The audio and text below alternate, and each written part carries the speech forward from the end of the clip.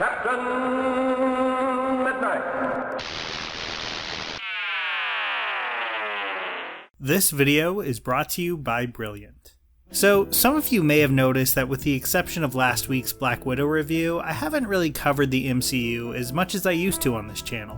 And the reason for that is pretty simple. After it being such a major part of what I was covering on here for years, I found myself feeling a little burnt out. So a lot of weeks, if there was a choice between talking about Marvel or covering something random that I'd never talked about before, like Narnia or Invincible, I decided to just pick the option that I found more interesting, which is why I wasn't really going out of my way to talk about these new MCU shows. But Loki caught my attention in a way that the previous show didn't. And even if I might be a little bit late to the party, I wanted to spend this week talking about the show and how I think it really helps kickstart a new era in the Marvel Cinematic Universe. Oh, and of course, this will include full spoilers for Loki.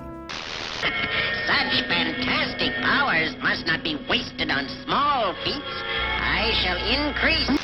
I started last week's negative video on Black Widow with some stuff that I did like about it, so maybe I'll flip that around and start this one with some reservations that I have with Loki as a show. The biggest issue is I just wish there was more of it. As your average TV season has shrunk from 22 to 13 to between 6 and 8 episodes, I think we're slowly losing a lot of what makes the medium special. The corner of the MCU that Loki inhabits is really interesting and filled to the brim with potential stories. Stories that could have solidified the supporting cast better than the show was really able to do with so little time to work with. A great example for me would be the relationship between Renslayer and Mobius. We're told time and time again that these two are the best of friends, so when they turn against each other, it's a big moment. But with more episodes to build that relationship, to see Renslayer and Mobius working side by side and solving problems together, it would have hit so much harder emotionally, I think. And in general, I just think the TVA is an amazing story engine for a TV show that they could have done a lot more with, and hopefully still will in season 2.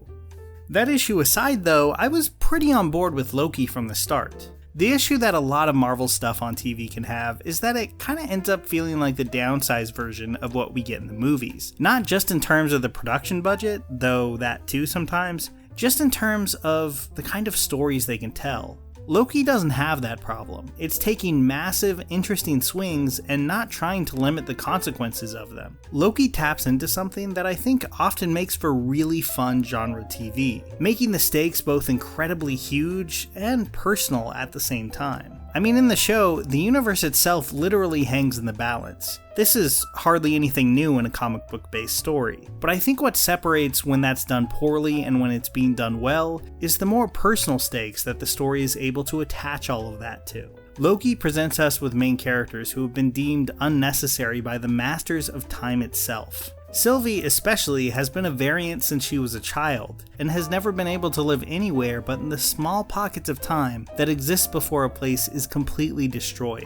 Our Loki hasn't always had to live that way. So when they come face to face with the one person maintaining that whole system, they have extremely different reactions. And I think that made the finale feel earned and also inevitable from a character perspective. I guess I am just jumping straight to that finale, but that was definitely the part of the show that I was most impressed with. Instead of ending with a giant battle, which we do get a little of, the show's finale mostly consists of a long conversation. A conversation that perfectly illustrates the difference between these two characters, even if they are technically the same person. To me, that was pretty smart writing. Instead of a simple MacGuffin or a thin revenge plot, Sylvie and Loki are driven apart because they see the universe in fundamentally different ways. She has lived her life not trusting anyone and hating the TVA, so it only makes sense for her to outright reject the proposal of the man who created it. Whereas our Loki, who is more cautious and wasn't shaped by those experiences, and has always loved the idea of having real power, is more inclined to take over for He Who Remains. You can think her choice to kill him is a stupid one, and judging by the final scene, I would probably agree with you. But it's still a choice that feels perfectly in line with who this character is. And I respect the writing work that went into earning that decision.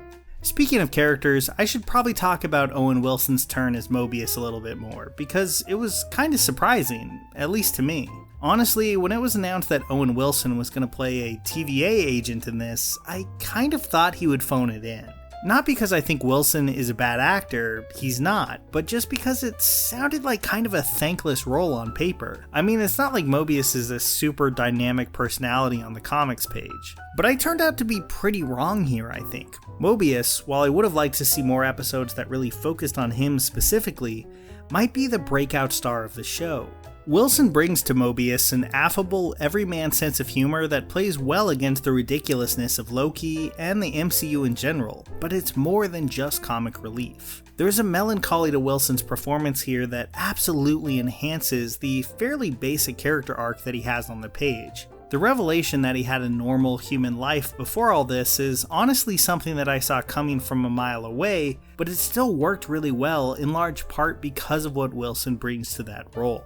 What could have felt like lazy stunt casting ended up really working in Loki's favor here. And the rest of the cast is really solid too. Mabatha Ra's performance as Renslayer probably won't get as much attention as the leads or the big guest star in the finale, but I thought she was great. She really needed to give a performance that kept the audience on their toes, going from wise to sinister to kind and back again over and over throughout the season. Something that I think is probably easier said than done for most actors. Oh, and as much as I hate to complain about Black Widow again, I think there's something really interesting about the fact that Loki, the third Marvel Disney Plus show this year, sets up probably the next 5 to 10 years of the MCU on this massive scale, and Black Widow sets up, I don't know, the Hawkeye TV show? To be clear, I wouldn't have any problem with that if the movie was great. It's not like I'm judging these off of what they set up.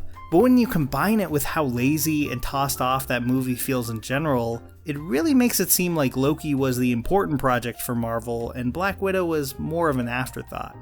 But I guess I should probably talk about that setup a bit more. So even though he wasn't technically playing Kang here, Jonathan Majors' performance in this episode got me more excited to see him than anything they ever did with Thanos pre-Infinity War. I know some people thought he went a little too over the top here, and don't get me wrong, he went big with his performance, but I think it was the right choice given the character. I'm sure many would have preferred some giant cosmic god, but the show goes out of its way to make He Who Remains the exact opposite of that. Instead of a fearsome Kang-type figure, we basically get a burnt-out manager who seems sick of his own power. And as the MCU goes forward, I'm really interested to see how different Kang himself is from the performance that we get here. My guess is they won't have much in common. I seriously doubt that Kang will be as goofy as this, but I do hope that Majors retains that livewire, unpredictable energy. Putting that to a more sinister use, I think could make for a really incredible villain. And the statue we see at the end gives me a lot of hope that it won't be a CG performance. I think they did a solid job with Thanos, but I think Kang would also benefit a lot from being a flesh and blood presence, instead of yet another CG villain. Poor King Thor. So much responsibility. Uneasy lies the head that wears the crown, eh, brother? Honestly, I didn't really go into it expecting anything special, but Loki turned out to be exactly what the MCU needed at kind of the right moment that it needed it. And while I'm a little afraid that all of these timelines will eventually make everything feel like it doesn't have any stakes at all, I didn't really feel that that was the case here. The MCU needed a concrete direction to go in after Thanos, and while it took a while, I think Loki presents that. More importantly though, I think it stands on its own as a fun, engaging, and at times really well written show based around Hiddleston's strengths as an actor. I would love for season 2 to be a bit longer, but I'll definitely be there either way. I talked about feeling burnt out at the start of this video, and I have to admit that YouTube can really feel like that sometimes, even if it's often really fun too. I found that seeking out other outlets for thinking and creativity to focus on can go a long way towards recharging, which is part of why I like using Brilliant. Brilliant is a service that teaches a huge range of subjects by creating engaging questions for you to use your critical thinking skills to solve. It gives you the tools to learn and then lets you break down the questions for yourself. Normally, I'd be a little too overwhelmed to check out questions on something like gravitational physics, but Brilliant creates a smart and simple way to build up to those kinds of subjects organically, where you feel more like you're having fun solving problems and less like you're memorizing formulas, which helps you learn about everything from neural networks to cryptocurrency. This is a website and app designed around respecting your time and helping you make progress every time you use it. So to build on your knowledge, go to brilliant.org/midnight and try it for free. Plus, the first 200 people to go to that link will get 20% off the annual premium subscription.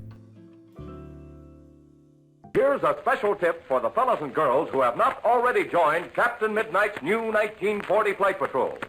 You'd better hurry up and join at once, because there's a big adventure ahead. The thing to do now is to get started, because we're going to have not only barrels of fun, but loads of free gifts and prizes too.